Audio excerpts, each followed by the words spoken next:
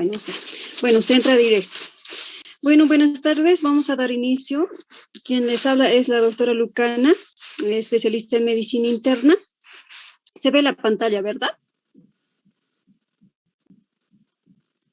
Ven la pantalla y me pueden escuchar.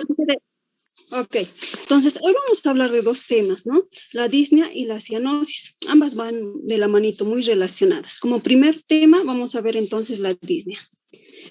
El contenido que vamos a poder ver hoy día es la definición, fisiopatología, etiopatogenia, clasificación clínica de ambas patologías, el diagnóstico, examen físico que deben de realizar en el paciente y exámenes complementarios que pueden realizar. Ya, como definición de la disnea, ¿no? Tenemos que, no es más que la sensación consciente y desagradable de la respiración que el paciente o una persona siente, ¿ya? No es más que la sensación de falta de aire, sensación de una respiración anormal o dificultosa, ¿ya? Porque una persona, pues, respira tranquilita, no está sofocada, pero en un paciente con disnea ya, pues, la respiración está hiperventilada, aumentada. Vamos a ver más adelante, ¿no? Nuevamente, es una conciencia anormalmente desagradable del acto de respirar, ya secundaria al incremento del trabajo respiratorio, que no es más que la hiperventilación para poder compensar esta mecánica ventilatoria anormal. La disnea no es normal, es algo anormal. Ya, haciendo un repasito, es un síntoma, porque no lo podemos ver, es algo que la persona siente, que el paciente siente, es un síntoma que surge de la subjetividad del paciente. Entonces, es una sensación consciente y desagradable de la respiración anormal. No es más que una respiración trabajosa y dificultosa, forma desagradable de respirar sin dolor, por si acaso no hay dolor, ¿no? Puede producirse en ausencia de enfermedad de pacientes sanos con esfuerzo intenso o en pacientes sedentarios con ejercicio moderado, sometidos a ejercicio moderado, ¿no? Entonces, la disnea fisiológica va a ser aquel incremento de la demanda ventilatoria y la disnea no fisiológica va a ser un incremento mínimo de la necesidad ventilatoria. Entonces, ¿qué vamos a hacer? ¿Cómo vamos a evaluar el grado de dificultad? Mayormente en este tipo de pacientes que presentan una disnea, se recomienda evaluar el grado de dificultad ventilatoria ante tareas específicas, como puede ser afirmarse que la disnea está presente. Si está presente la disnea, ¿no? Va a haber en este tipo de paciente un consumo de oxígeno y producción de CO2 anormal. Va a estar desproporcionado. Y como va a estar desproporcionado, la respiración se va a tornar difícil, forzada, incómoda para la persona. Para poder entender mejor este tema, queridos estudiantes, tienen que tener estos conceptos básicos, ¿no? Primero tienen que saber cuánto es el valor normal de una frecuencia respiratoria.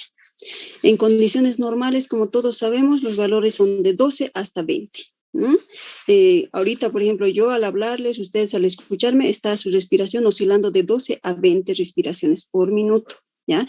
Y para poder hacer una anamnesis o una toma de la frecuencia respiratoria adecuada en una persona, en un paciente, ustedes no le tienen que decir, señor, un momentito, le voy a tomar la respiración. ¿Por qué? Porque se pone nervioso o empieza a hiperventilar y entonces esto se eleva o puede bajar, ¿no? Uno empieza a contener la respiración inclusive de las personas, ¿no? De los pacientes. Entonces, tienen que tratar de tomar la frecuencia respiratoria de una manera desapercibida, no le tienen que comunicar al paciente que le van a tomar la frecuencia respiratoria, mientras pueden estar haciendo, qué sé yo, palpando o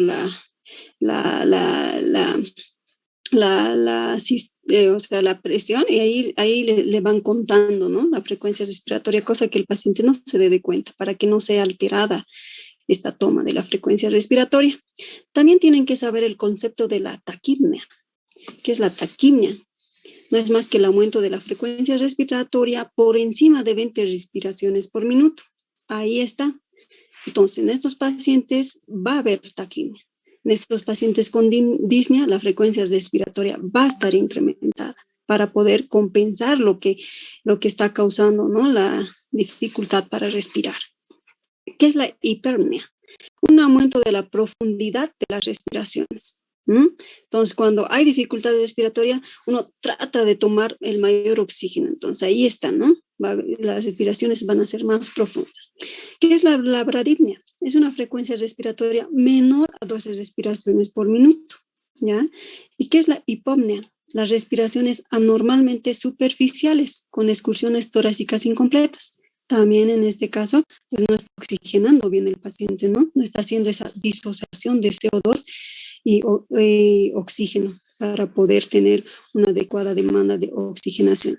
Entonces, la hiperventilación, ¿qué va a hacer? Una respiración excesiva con sensación o no de disnea. Eso, los pacientes hiperventilan en la disnea. Ya conociendo los conceptos básicos, nos vamos a pasar a la fisiopatología. En la fisiopatología, ¿qué nos dice? En la fisiopatología nos indica ya que va a haber estímulos que van a actuar sobre diferentes receptores, ¿ya? En el intersticio pulmonar a nivel de la caja torácica. Estos van a ser sensibles a la congestión de los vasos pulmonares. Sabemos que no, para haber una disociación de CO2 y de oxígeno está a nivel de los capilares y de los alvéolos, ¿no ve? Entonces, va a haber vasos pulmonares que van a estar sometidos a una distensión secundarias a que pueda haber este cambio, ¿no?, de oxigenación a nivel de la caja torácica, ¿no?, que van a informar a centros superiores a nivel del sistema nervioso central, ya sobre el estado de la recepción, ¿no? A esto también va a haber, nos indica en la fisiopatología, receptores en las vías aéreas de mediano y grueso calibre, ¿no? Así como quimiorreceptores que van a indicar cambios en la composición del oxígeno y del CO2, nuevamente, ¿no?, a nivel de los capilares y de los alvéolos. Estos receptores van a estar secundarios a un orden, ¿no? Por ejemplo, al hablar, al hacer ejercicio, nuestra caja pulmonar, digamos, torácica, se amplía. Hay un estiramiento a nivel de los músculos de la caja torácica. Y entonces, a ese ampliamiento de la caja torácica hay receptores, así como quimiorreceptores que actúan, ¿no? Entonces, aquí en el esquema les he querido poner un resumen de eso, que dice, ¿no?, que es el resultado del aumento del trabajo respiratorio y disfunción de los músculos respiratorios. Se produce como consecuencia, la disnea se va a producir como consecuencia de trabajo mecánico respiratorio necesario para poder superar, uno, la resistencia elástica del pulmón, la resistencia al flujo aéreo de las vías respiratorias, así como la fricción tisular, ¿ya? Ojo, no se conoce con exactitud la zona de corteza cerebral exacta donde se procesa la información ni las vías nerviosas aferentes. Solo se sabe que la disnea se acompaña de hipercapnia, que ya hemos conocido esos conceptos básicos, hipoxia, aumento del trabajo respiratorio y factores secundarios que serían los psicológicos. Ahora, en la fisiopatología existen 3 mecanismos. El primer mecanismo fisiopatológico es que va a haber aumento de la exigencia de los músculos respiratorios al haber hiperventilación, haber falta de oxigenación. Entonces el paciente empieza a desesperarse y a tratar de compensar, ¿no? Y va a haber mayor movimiento de la caja torácica. Este es un mecanismo de tratar de compensar el oxígeno que la persona requiere. Entonces va a haber un aumento también de la actividad motora en el tronco cerebral. Va a haber activación de los quimiorreceptores carotideos y aórticos, ¿ya? ¿Esto qué va a hacer? Cuando hay ya estimulación de los quimiorreceptores, va a hacer en la disnea que haya una disminución en el aporte de la presión arterial del oxígeno, aumento de la producción de CO2 y por ende una concentración de hidrogeniones. Y estos 3 elementos, estos 3 pasos que se activan, ¿qué genera? Genera un incremento de la frecuencia respiratoria y un incremento de la profundidad respiratoria. ¿Ve? Y como segundo mecanismo fisiopatológico tenemos que se genera, ¿ya?, por incremento de las aferencias motoras que comanda el sistema nervioso. Debido a su complejidad, genera sobrecarga mecánica respiratoria. Aumentan las respiraciones, ¿no? El tercer mecanismo sí es un poquito más complejo. que se los he tratado de resumir en este esquema, que está muy factible, se originan receptores pulmonares de la caja torácica, ¿ya? Estos receptores se activan al estiramiento de las pequeñas vías aéreas, ¿ya? Y estas que se activan al estiramiento de las pequeñas vías aéreas van a dar un estímulo por la insuflación pulmonar. También van a activarse receptores a gases o a partículas irritantes de las vías aéreas de gran calibre, ¿ya? ¿Estos qué van a hacer a su vez?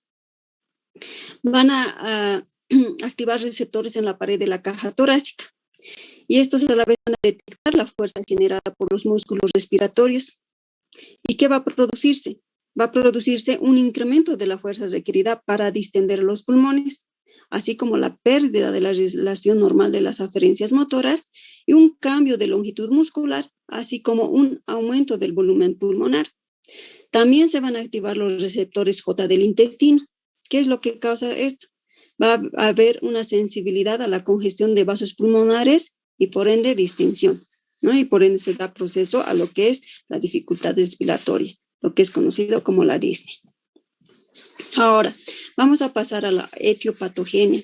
¿Qué es la etiopatogenia? Las causas, no es más que las causas que se encadenan a esta patología, ¿no? Como es la disnea. Entonces, tenemos varias, ¿ya? Este recuadro se le ha tomado específicamente del libro de referencia que tienen ustedes, de Argente Álvarez. Todo lo que estoy hablando es en relación a lo que su libro de referencia lo indica. Alguna que otra cosa sí aumentada de artículos y todo eso, ¿no? Pero tengan en cuenta que las preguntas del tema que a mí me compete darles van a estar en relación a su libro, ¿va?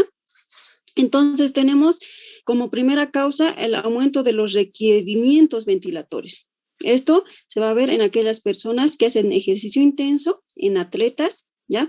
O moderado en sedentarios, ¿ya? También se va a ver en causas de hipoxemia y o hipercapnia, que ya habíamos dicho como los conceptos básicos, ¿no? En casos de acidosis, ¿no? En acidosis metabólica, esto ya se ve a nivel de gases, ¿no? Se puede ver en personas con diabetes mellitus, que están entrando en una acidosis metabólica, ¿no? En caso de embolia pulmonar, la embolia pulmonar, por ejemplo, es en pacientes crónicos, ¿no? Vamos a ver más adelante que estas disneas son de causa aguda o puede ser de causa crónica también, ¿no? En casos de personas que presentan anemia, sabemos que si una persona tiene anemia, ¿qué es lo que está ocurriendo? También hay disminución del nivel de oxigenación, ¿no? Porque ya no es intercambio, porque ya no hay ese intercambio adecuado por el vaso, ¿no? Por el glóbulo rojo de llevar el oxígeno adecuado. Entonces, como segundo, toma en cuenta el libro un aumento del esfuerzo necesario para poder superar la resistencia de la vía aérea.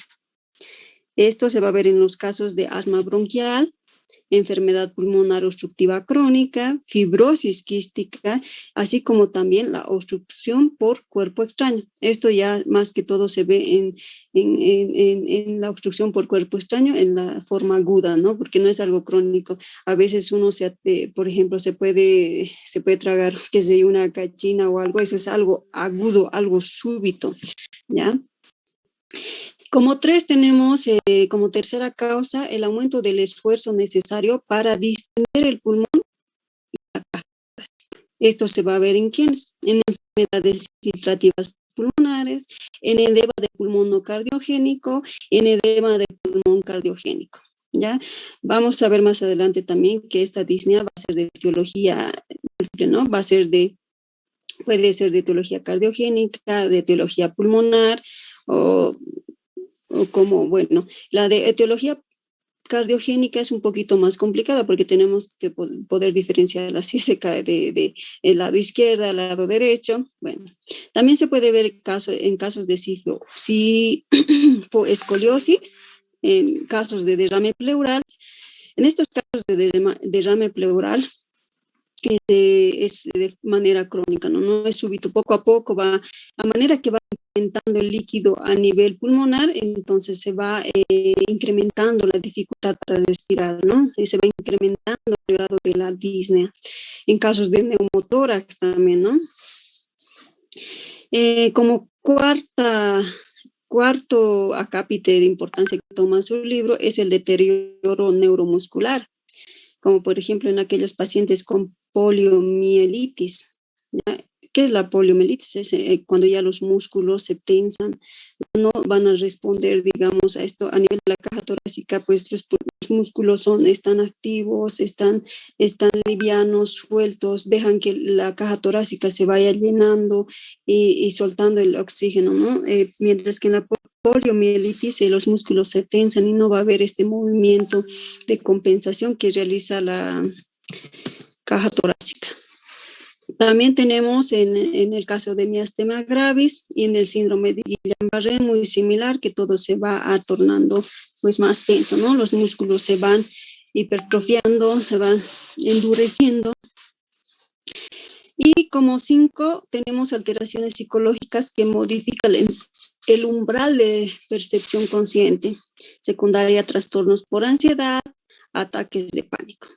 Por si acaso, también la disnea se presenta, ¿no? Secundaria a ansiedad, ataques de pánico, ¿no? Que ocurre cuando, por ejemplo, una persona tiene le dan una noticia, digamos, de que ha fallecido un ser querido, entonces esta persona empieza a hiperventilar, empieza a presentar la disnea, la dificultad para respirar.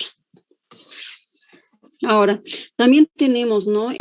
Aquellas disneas que van a ser de inicio agudo, que inician en minutos, que pueden ser aquellas que, pues, secundaria a un, como les había indicado, a que alguien le dé una noticia que es mala para otra persona, o aquellas de inicio agudo que ya son patologías crónicas, ¿no? En las de inicio agudo vamos a tener de causas pulmonares, cardíacas y otras. Las de causas pulmonares, pues está el neumotórax. El neumotórax es cuando los pulmones se llenan, ¿no? de sangre. Entonces es por eso que empieza a haber, ya no hay pues esa disociación a nivel capilar de oxigenación y entonces pues empieza a haber una falta de oxígeno súbita. En la ebolia pulmonar lo mismo, en el broncoespasmo lo mismo, pero en el broncoespasmo puede ser de secundario un asma con antecedentes previos y la enfermedad reactiva de vías aéreas con o sin exposición, ¿no? Eso es más que todo se ve en los casos de alergia.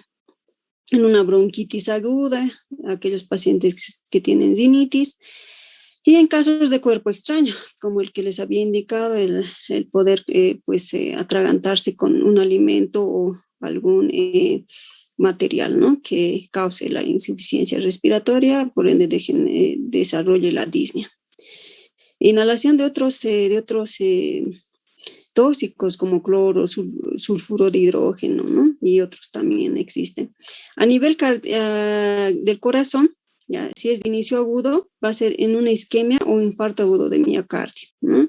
La disnea se va a presentar en estos casos, indica, ¿no? En secundaria un IAN o secundaria una disfunción o rotura del músculo papilar. Claro, pues no, si se rompe el músculo papilar, obvio, pues ya ahí el corazón empieza a fallar, ya no empieza a bombear el nivel de sangre y la sangre es la que transporta el oxígeno, pues ahí ya. Entonces la persona ya no se está oxigenando adecuadamente, por ende empieza a presentar la disnea. En casos de disfunción ventricular, edema pulmonar cardiogénico, los más principales importantes, ¿no? Existen otros, pero estos son los más importantes.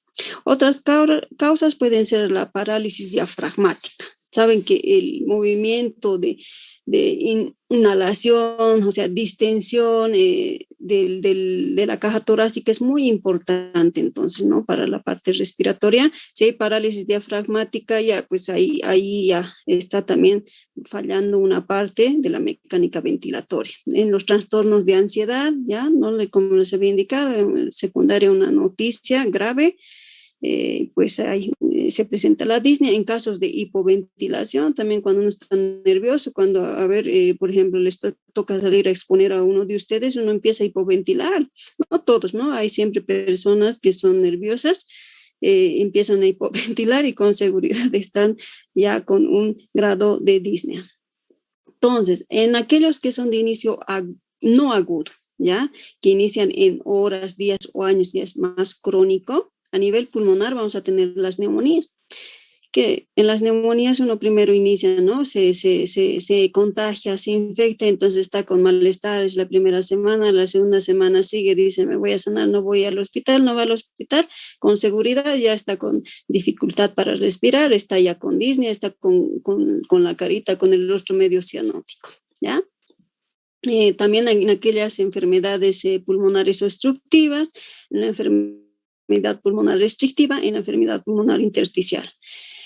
En aquellos pacientes epocosos, ¿no? En aquellos pacientes epocosos que llegan a desarrollarse en los mineros, más que todo, los mineros que inhalan, si se dan de cuenta, al hacer esas excavaciones, inhalan tanto metal como tierra, entonces sus pulmones, ¿cómo están? Están fibróticos, es por eso que llegan a desarrollar lo que es la silicosis y todo eso, ¿no? Entonces sus pulmones poco a poco van realmente, pues, muriendo, ¿no?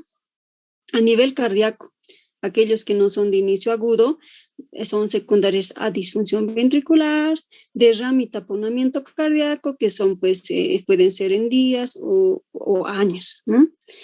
Otras causas secundarias a la anemia, la falta de la forma física, a la intoxicación, a los salicilatos, y etcétera, etcétera. Continuamos con la etiología. Pucha, como les había dicho, es amplia la etiología. Nuevamente, pero aquí ya vamos a ver datos clínicos más según a la etiología.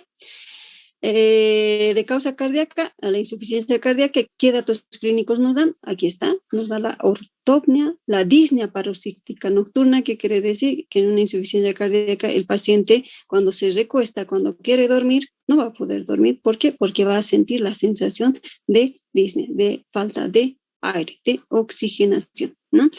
En casos de oliguria y edemas también, ¿no? Todo eso va a haber en un paciente con insuficiencia cardíaca, esos datos clínicos.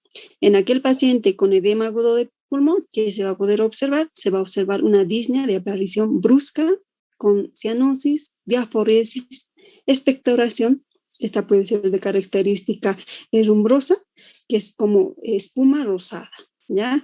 Eso es en el edema agudo de pulmón. A nivel de taponamiento cardíaco, ¿cuáles van a ser los datos clínicos? Va a haber disnea, baja de presión, la taquicardia, pulsos paradójicos, bajos voltajes en el electrocardiograma, ¿no? El corazoncito. Siempre saben que para poder ver con exactitud el trabajo del corazón se le debe de hacer un electrocardiograma. Entonces, a nivel de pulmonar, ¿qué vamos a ver? Estábamos diciendo en la neumonía, ¿no? Datos clínicos, comienzo progresivo, ¿no? No va a ser súbito, va a ser progresivo, como les he dicho, va a ser la semana y media, será, ¿no? Se asocia a tos, expectoración, alzas térmicas, dolor torácico.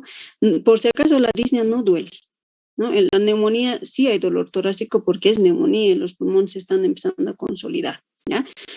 Va a haber disminución del murmullo vesicular, así como crepitantes, es muy importante. En el nivel del derrame pleural, ¿cuáles van a ser los datos clínicos? Va a haber una trepopnea. A la auscultación va a haber una disminución del murmullo vesicular. En el derrame hay una abolición. Cuando hay líquido en los pulmones, no hay murmullo vesicular, doctores. No van a escuchar nada.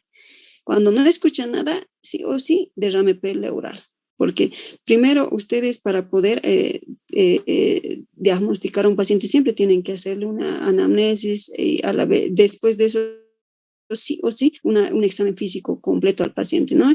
Y al hacerle un examen físico completo van a auscultar a su paciente. Y si auscultan disminución del bulbo vesicular y abolición a nivel de las bases, con seguridad es un derrame pleural, incluso sin tener una imagen que la confirme. Sí o sí, aquel que es bueno con la auscultación es un derrame pleural. Bueno, a nivel de neumotórax espontáneo, datos clínicos que van a poder observar, va a ser igual de comienzo súbito, esos no son agudos, por si acaso son algo crónicos, ¿no? Va a haber dolor torácico, pleurítico, lancinante, ¿no? En personas jóvenes y delgadas, disminución del murmullo vesicular, ¿ya? Y a la percusión va a ser timpánica, en casos de neumotórax espontáneo, ¿ya? En el caso de traumatismo torácico, ¿qué va a haber? Va a haber También puede haber un neumotórax asociado, por si acaso, a este trauma torácico. Ya, es más que todo puede ocurrir este trauma torácico en accidentes automovilísticos. Bueno, también ocurre, ¿no?, en aquellos pacientes que sufren que los llegan a asaltar, ¿no? Pucha, me está indicando que ya nos queda poco tiempo. Doctores, si nos queda poco tiempo, si se llega a cortar, voy a tratar de correr y terminar el tema de disnea. Y pues les voy a pasar las diapositivas para que la puedan repasar. Ya, si es que se llega a cortar, les voy a pasar las diapositivas a través de la Mariela, que es la representante con la que ahora estoy pasando, ¿va? Vamos a tratar de correr. Y así, esto, bueno, es solamente leer y pues es la clínica que te da cada patología. Aquí siempre, ¿no? Disnea de origen cardíaco, disnea de origen pulmonar. Continuamos acá con disnea de origen pulmonar, el asma bronquial y toda la clínica que nos da. Las misceláneas, puede haber distrés respiratorio secundaria a la edad nomás, ¿no? Del adulto, secundaria, a todas estas cosas que puede haber, ¿ya? Causas respiratorias es muy importante, ¿no? Las causas respiratorias son secundarias más que todo a estenosis de las vías aéreas, disminución de la superficie pulmonar, disminución de la elasticidad pulmonar. Si se dan de cuenta, todo esto está en la fisiopatología nomás, todo está en relación a la fisiopatología. Se la clasifica en 4 grados, ¿ya? Esta clasificación de New York England Asociación es más que todo para la patología cardíaca, la ICC, insuficiencia cardíaca, pero que se la usa para este tipo de disnea, para poder diagnosticar o clasificar la disnea. ¿Qué dice? En el grado 1 va a ser disnea que aparece ante los grandes esfuerzos o esfuerzos mayores que los habituales. Al correr, al subir escalones, ¿no? Y el grado 2 es una disnea que surge frecuentemente a esfuerzos moderados o habituales. Por ejemplo, al caminar, subir un piso, escaleras y todo eso, ¿no? El grado 3, la disnea que se presenta ante esfuerzos leves o menos que los habituales. Por ejemplo, esto ya asusta, ¿no? Uno que, por ejemplo, al peinarse le dé disnea, al vestirse, o al comer, ya pues ya no puedes respirar, ¿no? Ya es un grado que realmente considera y amerita, yo creo, internación y estudios, ¿no?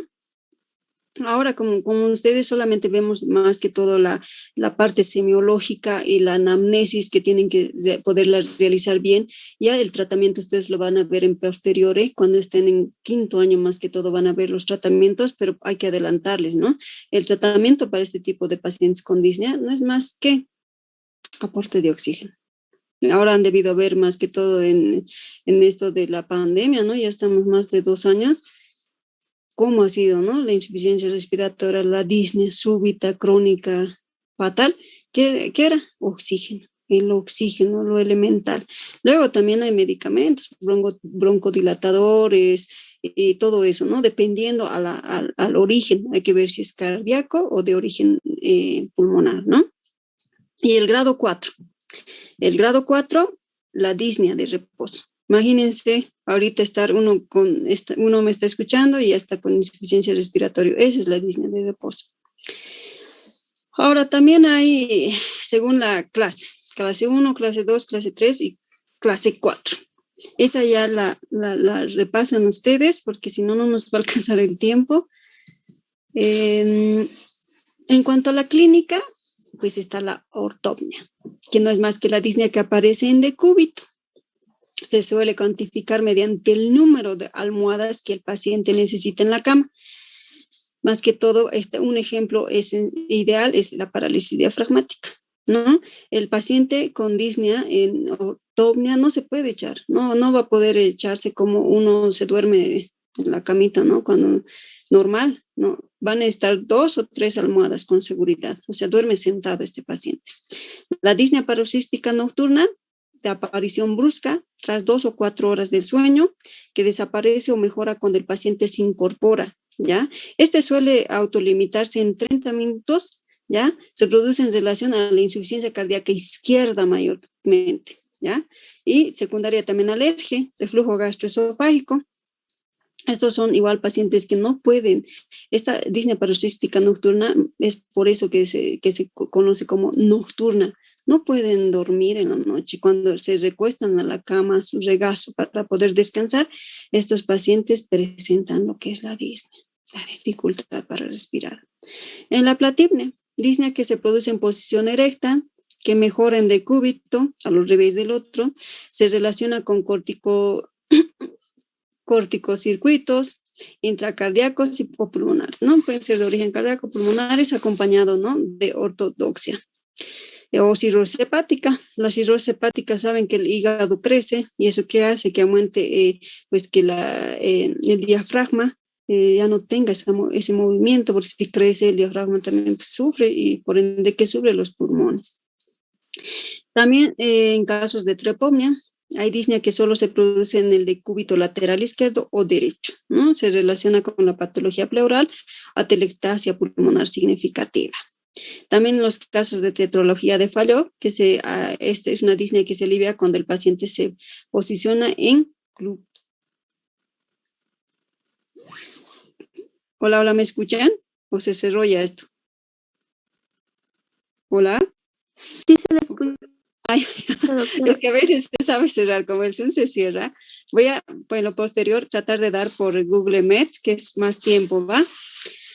Es estar hablando sola yo allí, no pasa nada. En las formas clínicas aquí hay con dibujitos, la disnea aguda, ya saben, ¿no? En casos de asma, es algo agudo, ¿no? De comienzo súbito. En la disnea crónica ya, pues aquí ya son pacientes añosos, de mayor edad, neumonías, etcétera.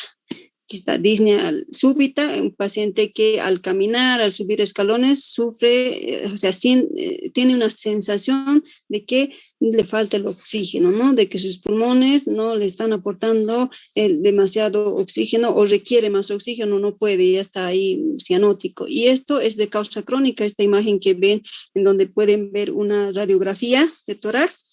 Es un paciente pocoso, este puede ser un paciente minero, que eso ya es crónico. Aquí es una neumonía este pulmón, por si acaso, no es COVID. Aquí está ya en figuritas la disnea de esfuerzo, secundaria a hacer esfuerzo. Ahora, hay personas que realizan ejercicios físicos, tienen su rutina y no sienten la disnea, pero en aquellos pacientes, ¿no? Personas que realizan, tienen esa rutina de realizar ejercicio y súbitamente empiezan a presentar dificultad para respirar, ahí sí ya es la disnea. Bueno, aquellos pacientes sedentarios, que empiezan a hacer ejercicio y presentan disnea, eso es algo todavía es fisiológico, ¿no? Pero no en aquellos que sí están acostumbrados a hacer ejercicio. No es fisiológico, ya es algo patológico. O sea, porque, digamos, hay personas que años y años de su vida hacen ejercicios y de repente empiezan a sentir disnea, es porque algo está pasando, ¿no? O su corazón o sus pulmones, algo está pasando. Eso hay que estudiarlo, hay que hacer una anamnesis idónea, exhausta. La disnea de reposo. Aquí ven mi emoticón, aquí he tomado 3 emoticones. El emoticón aquí está reposando, está haciendo yoga, está bien en estado armónico, pero tiene disnea. ¿Ya? Eso es patológico también. No puede ser que una persona que esté en reposo presente disnea. Aquí está la disnea paroxística, esta disnea paroxística que es el emoticón está durmiendo, pero no puede dormir. Y aquí ven hartas almohadas al lado, ¿no? Debe estar como sentado durmiendo este emoticón. Duerme con 2, 3 almohadas el paciente, por si acaso solamente aparece en la noche la disnea paroxística. El diagnóstico, ¿cómo va a ser? El diagnóstico va a ser a través de una anamnesis, como les decía, exhausta. Ustedes tienen que tener en cuenta los antecedentes personales del paciente. Hola, hola, hola, ¿me escuchan? Sí, se les escucha. Ay. El momento que, no sé, voy a preguntarles, me van a disculpar. Ya, entonces tienen que preguntarles las enfermedades previas que han tenido, ¿no? Cirugías, hábitos tóxicos, todo eso, ¿no? Aquí se los he puesto con esta información, van a poder cuadrar al paciente en uno de los 2 grandes grupos, que es la disnea de origen cardíaco ¿ya? Ahí tienen que preguntar antecedentes de cardiopatía isquémica, si tienen hipertensión arterial o si le han diagnosticado de alguna valvulopatía y etcétera. Esto buscando ya origen cardíaco, ¿no? Si también si les dicen no, entonces van a buscar por otro lado, que es el de origen pulmonar, ¿ya? Le preguntan si es que fumaba